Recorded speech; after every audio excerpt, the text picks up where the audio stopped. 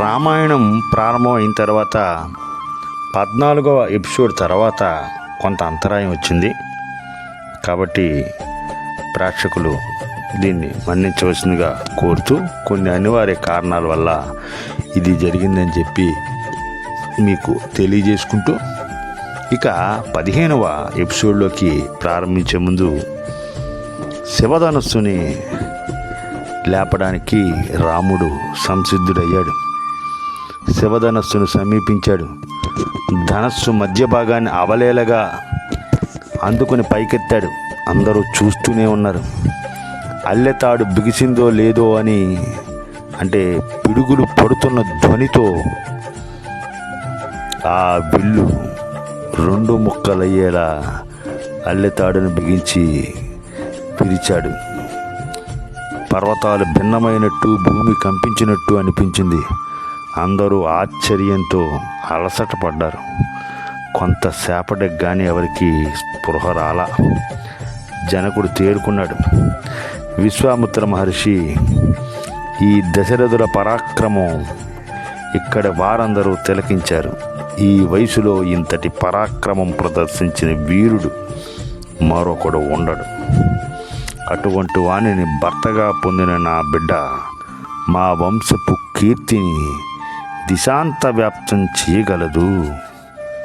నా ప్రాణంగా చూసుకుంటున్న మా సీతను ఈయనకిచ్చి వివాహం జరిపించాలి. మీరు ఆజ్ఞ ఇస్తే ఇప్పుడే అయోధ్యాపతికి సందేశం పంపుతాను అన్నారు జనకుల వారు.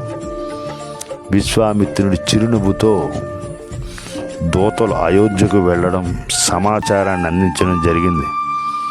దూతలతో సమాచారం అందుకున్న దశరథుల వారు కులగురువులతో, వశిష్ఠులతో, వామదేవులతో, మిగిలిన మంత్రులతో చర్చించి బయలుదేరారు. చతురంగ బలాలు, మంత్రి, సామంత, పురోహితులను తోడ్కొని 4 రోజుల వ్యవధిలో విదేహకు వచ్చారు. ఉచిత రీతిని స్వాగతమిచ్చి భవనాల్లో విడితి చేయించారు వారందరికీ. సాంకస్య నగరం నుంచి కుశధ్వజుడు కూడా పిలుపు అందుకుని విచ్చేశారు. ఆ మరునాడు మంత్రి పురోహితులతో రఘువంశ ప్రభువులను సభాభవనానికి ఆహ్వానించారు మంత్రి సుధాముల వారు. సగౌరవంగా తోడ్కుని వచ్చారు. దశరథ మహారాజు సంతోషంతో, ఓ విదేహపతి, వశిష్ఠుల వారు మాకు పురోహితులే కాదు, మా ఇక్ష్వాకుల వంశ దైవం. వారి మాట మాకు శిరోధార్యం. వారు విశ్వామిత్రులతో సంప్రదించి మాకు ఆజ్ఞ ఇస్తారు అని మౌనం వహించారు. వశిష్ఠ మహర్షుల వారు లేచారు.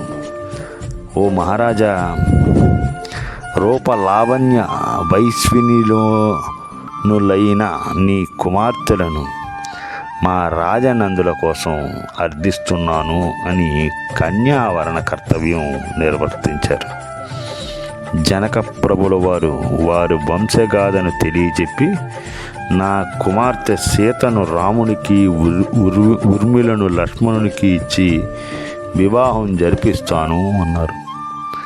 ఇంతలో విశ్వామిత్రుల వారు వశిష్ఠులతో సంప్రదించి, మీ ఉభయ వంశాలు విఖ్యాతమైనవి, మీ ఉభయ సంబంధం మా అందరికీ ఆనందప్రదం అంటూ మరొక మాట, మహారాజా, కుశధ్వజునికి 2 బిడ్డలు ఉన్నారు కదా, వారిని భరత శత్రుఘ్నులకు ఇవ్వాల్సిందిగా అభ్యర్థిస్తున్నాను అన్నారు. జనకుని హృదయం ఆనంద తరంగని అయిపోయింది. మునిలోక పూజ్యులైన మీ మాట మాకు శిరోధార్యం. మా మాండవుని భరతునికి, శృతకీర్తిని శత్రుఘ్నికి ఇచ్చి వివాహం జరిపించడం కంటే మాకు అదృష్టం ఏముంది అన్నారు. ఉత్తర పల్గుని నక్షత్రంలో ప్రజాపతి భగుడు ప్రవేశించే సుముహూర్తం వివాహానికి శుభప్రదం అంటారు. ఆ ముహూర్తంలో ఈ కళ్యాణ దానాలు మాచే జరిపించండి అన్నాడు. ఇంతలో భరతుని మేనమామ యుధాజిత్తు కూడా విచ్చేశారు. వారికి జరగవలసిన మర్యాదలు జరిపారు. ఎవరికి వారు విడిది మందిరాలకు చేరారు. ఇక కళ్యాణ గడియలు దగ్గరవుతున్నాయి.